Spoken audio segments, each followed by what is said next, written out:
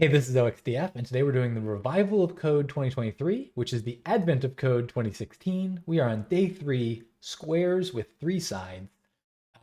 It's all about looking through rows of data to see if the 3 numbers on each row can make a valid sides to a triangle. It's actually pretty simple, but we'll play with the filter function, which is kind of fun. And then in part 2, we have to reorganize the data so that we take 3 rows at a time and then look at those as 3 different columns of triangles or potential triangles. I get to use this kind of neat one-liner that I made a whole video about last year sometime. And so that's fun, and but otherwise pretty straightforward. So let's go ahead and dive in. All right, let's take a look at the day 3 challenge. So this time, basically what we're going to do is we're going to be looking at triplets of numbers and seeing if those could be the lengths of sides of triangles. So if we get 5, 10, 25, that can't be the length of a triangle because for a triangle to work, 5 plus, if one side is 5 and one side is 10, that has to be greater than 25. And if you think about that, I don't have a good way to draw it, but if this, if it's 25 here, then this path has to be longer than 25. If it's shorter, then, it can't reach. So the question is, we're going to get our puzzle input, and we're going to look at basically triplets on lines and figure out how many of them can be triangles. So let's go ahead and take a look. We'll do genday day 3. This is my script that I source to initialize my folder here. I get a Python stub, a test stub, and the input. I go over this in detail in an introductory video, which I will link to here. Take a look at the input. It is a bunch of lines of triplets of numbers. If we come down here, there are, let's see, 1911. A fair number of them. Nothing else too interesting there. Let's go ahead and start by making some tests. We don't need to read anything from a file, so we'll get rid of this stuff. We are going to start by implementing the tests on part 1. And so we need to make up some input. They don't really give us example input here, except for they give us 5, 10, 25, and we know that's not going to be a triangle. Let's make up some ones, so like 3, 4, 5 should be a triangle. We can make up some other ones here. We're going to assume we have all positive numbers, I believe we saw in there. So we could do like 6, 7, 9. We'll call that. So of these, 5, 10, 25 is not a triangle. 3, 4, 5 definitely is. 6 plus 7 is 13. 7 plus, yeah. So these are. So we should get back the number 2. We should get. I guess we'll get back as an int. And we will make that our single test case for now. Presumably, if we can handle that, we can handle anything else. There we go, that looks good. If I save that and run PyTest, we have a failure for none equals 2. Perfect, just where we want to be. Let's go here and take a look. Parsing the input. Let's open the input back up in the, open to the side. Sweet. How do we want to parse this? What we really want is triplets of a list of parts of 3 numbers at a time. So this will be a little bit more than we've been doing. We will say, lines equals puzzle input dot split like this, and then we can say what do we want to call it, like potential triangles equals, so we'll do L for L in lines, so we get each line, and now for each line what we want to do is we want to split on space. Now we all have 3 strings, like 541, 5. We want to make each of those an int. So we can do map int, comma, onto that. So that'll return us a map object. And then actually I'm going to make each of those into, I can make them into a list, or I can just tuple that. So I can now get a tuple. So I have a tuple with 3 integers like that. And that presumably will be good. We should test that. So we'll return urn potential triangles. And here I'm just going to do return data so we can see what that looks like. So now if we run PyTest, we'll see, let's see, value invalid base 10 on nothing. Oh, so we're passing this again, this is why we do tests, right? Because we can already catch, this is trying to, so we can see here, it's splitting here, it's splitting here, it's splitting here. What is this -2 here? Did I put that in the test data? No, I'm not sure what that is, but I'm guessing this trailing new line is what's getting us. So let's come over here and we will do strip like that. If we run this again, now, okay, so now we can see the data that's coming back as parsed is a list here, and the list has 3 objects, each of which is a tuple, and each tuple has 3 integers in it. That's exactly where we want to be coming back from parse. So now in here, what we want to do, there's a couple ways we could do this. We could easily just like start a counter, loop over each one, do some ifs. We can even do it as a list comprehension. One of the things I've been playing with a little bit lately, and I think would be fun to pull up here, would be the idea of a filter. And so let's come here and we'll do def is valid triangle. And we'll take in a try will be our tuple. And then we can say a, B, C equals try. We know this tuple, this input's always going to have, in fact, I can probably like this. We can start type hinting because we're here. We can call this string. We know that we know it's always going to have 3 items, so we can make it A, B, and C, and then we can just do return A plus B is greater than C, and B plus C is greater than A, and C plus A is greater than B. So all 3 combinations are greater than that. That's our filter. So if it's a valid triangle, if all 3 of these things are true, then it's a valid triangle, and that's what we'll return that. So now what we can do is we can say, let's see, we want to say filter, and this is going to take a function, which we'll do is valid triangle, and an iterable, which will be our data, and that's going to return just the ones that are valid. And I think can we just run, we might have to turn it into a list first, but I think we might be able to run len on this. In this case, let's try that. Let's run this. Filter has no length. Okay, so if we do list, so we turn the filter into the list, it passed. We got it. We solved it. So basically what this is going to do is filter is going to say pass each item in data, which is going to be our tuple of 3 numbers, into is valid triangle, and include it if it returns true. And so then we turn that into this filter returns kind of an iterable thing, which we can then turn into a list. We'll have a list of all the ones that are valid triangles. We can get the length and we can return it there. And this is actually a pretty slick way to do it. I like this filter way to do it. Again, the alternative would have been something like we could do for, let's see, if I comment this out, let's try this for a second, we could do L for L in data. So that's our lines. And then we would say if, let's see, L sub 0 plus L sub 1 greater than L sub 2 and L sub 1 plus L sub 2 is greater than L sub 0 and L sub 2 plus, didn't need that, let's get rid of that, plus L sub 0 is greater than L sub 1. And then we can just do return len of that. I believe this will also work. Let's try it real quick. Oh, we do not like that. Let's see. Generator has no length. Oh, okay. I turned it into a generator at the last minute, being very slick about it, and that was just wrong. So let's do this. Save that. So we do it as a list comprehension. Oh, we still aren't happy here. Let's see. L for L in data. Valid syntax. Oh, because we do need those parentheses there to make it a length. So this also passed. So we have 2 different solutions here. We can use the filter function or not. I like the filter function, so I'm going to leave that there. And I think it might be, not knowing what's going to come in part 2, that certainly could be clean. But we will run this. We can even do Python, day 3. And ooh, we got something interesting here. We failed where we succeeded in our examples. Let's see. It looks the same though.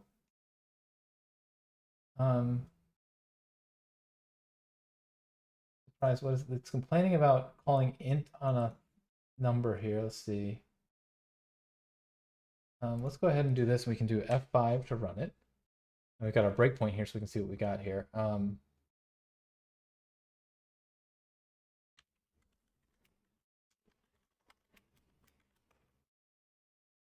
Oh, it's not gonna like that. Let's see. We grab this. We're gonna get an error. Okay. Let's get rid of all of this here. And we just call l.split like that. We should get back a bunch of stuff. Oh, so there's extra. Okay, so here's what we're running into. This is interesting. I didn't account for this, and we should go add this to our tests now. So we fix it. Sometimes there's extra spaces in here, where we didn't have spaces before. So what we really want to do, let's come back here to our test, and we'll say let's add a space in here. Sometimes we have two spaces. So let's add this. Now we can come back down here to our terminal, back to PyTest. We should fail our PyTest now, because we're going to get the same error.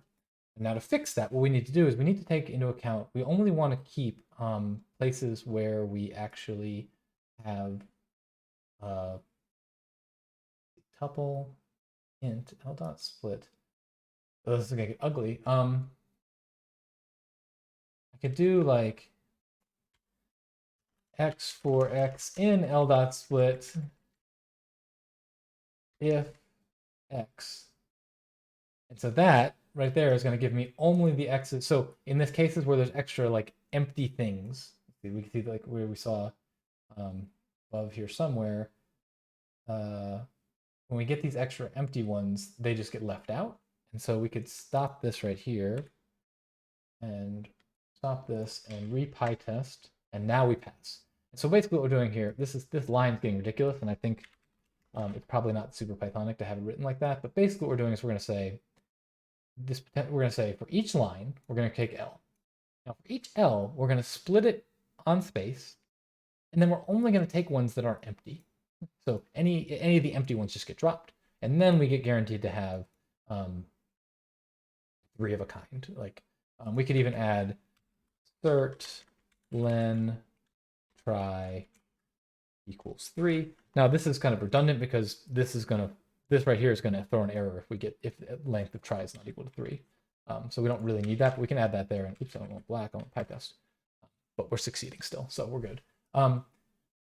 Okay, so we're happy with this now, and we're solving. Let's go back to our back here into F5 and run Python, and we get an answer 993. And we solved it. Awesome. I'm going to read this and do a little strategizing and get back to you after I pause the video. All right, so we're back. Basically, the design document is stupid. Instead of these being the 3 triangles I need to look at, I need to look at column 1. Basically, that's the first column. The 100s here is a triangle. This is a triangle. This is a triangle. So it's 3 triangles per every 3 rows, but now it's by column. Let's go back here. We can pull up, where's our input? So we had, how many lines do we have? 1911. The trick to see if something's divisible by 3 is always to add all the digits. And if it's divisible by 3, then you're good. So that becomes 12. So that is divisible by 3. So we will be successful here. It's kind of ugly, but what I actually went and looked up while we were waiting, I have a video that I did a while ago on this kind of cool, let me grab the context here. So I had to write this down because I can never remember it, but if you do zip star iter, I'll just put range of 10 in here for now, colon spit comma that times 3. That right there is going to take the items in this list and group them into groups of 3. In fact, rather than put it here, let's do this. Python, paste that in. And we do a list out of it. You can see we get 0, 1, 2, 3, 4, 5, 6, 7, 8. So that's actually kind of a neat way to make groups of 3. And so we know coming out of here with data, we've got a list of tuples, and each tuple has a thing. So we want to get those grouped into 3. We can do tuples equals list like this of zip. Now we don't want range 10. What we want is data. And now we add that. Did I add an extra one? I did add an extra one. Thought I needed an extra one here. Let's see.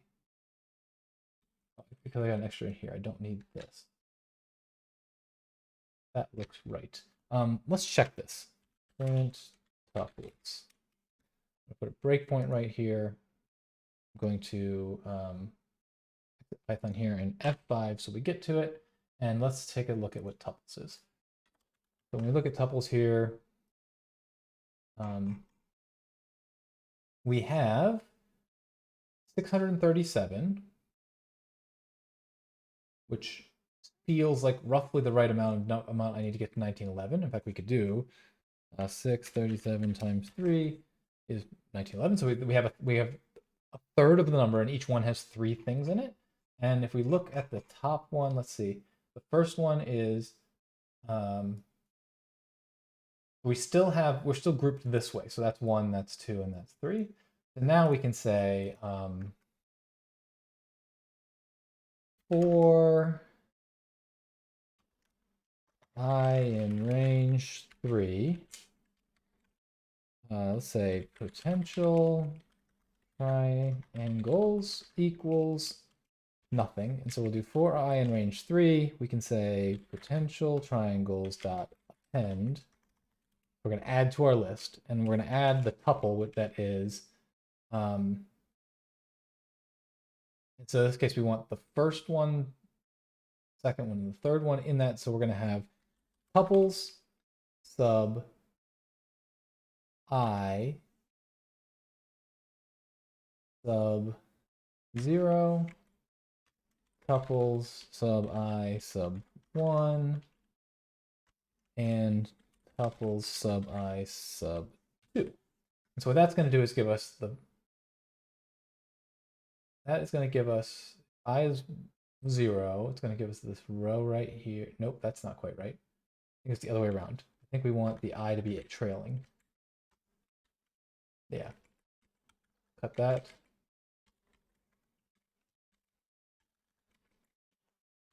So now we're going to get the first row, sub 0, the second 0, and third 0. Then the next time we're going to add this one and then this one. So then we can say return len list filter is valid triangle, comma, potential triangles, and 3. And that might have just solved it. We didn't even make a test. Bad on us. Okay. Let's come here. We can do this. We can take our same data for now. Grab this and throw it in here.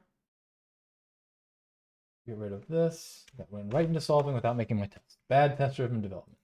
We come back here and we will, in our terminal here, do pytest. It might come back. So let's see.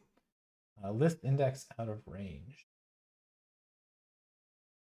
We better take a look at what tuples is. Let's see. So we're going to put, let's stop here. Do F5.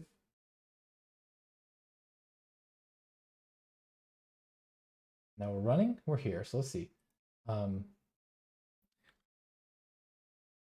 tuples would be worth looking at. Oh, we did that. We're happy with that.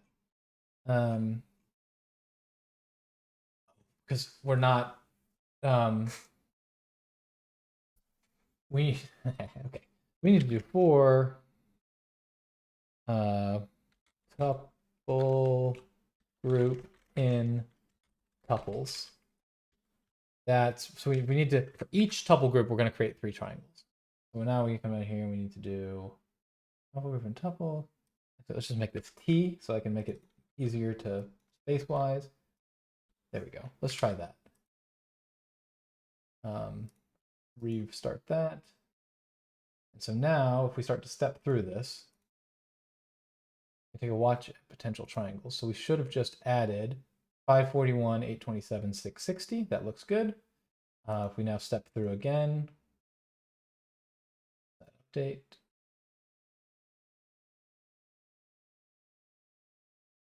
Maybe oh yeah, here we go. 588, 272, 514. That looks right. 421, 126. That looks right. Now we should go to the next tuple. And so now we add, what is the next one? 39, 229, 237. That looks perfect. Let's run it. Let's take this. Let's stop it. we can come back here and run PyTest again, and we passed. We are passing.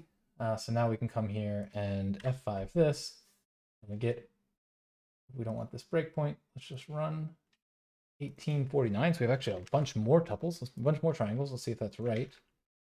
And we solved it. Cool. Not too bad today. The biggest challenge, honestly, is just doing that regrouping, and I've got that neat little Python one-liner. Do check out that video. I think it's a really cool video. Yeah, I'm going to call it here. I'll talk to you next time.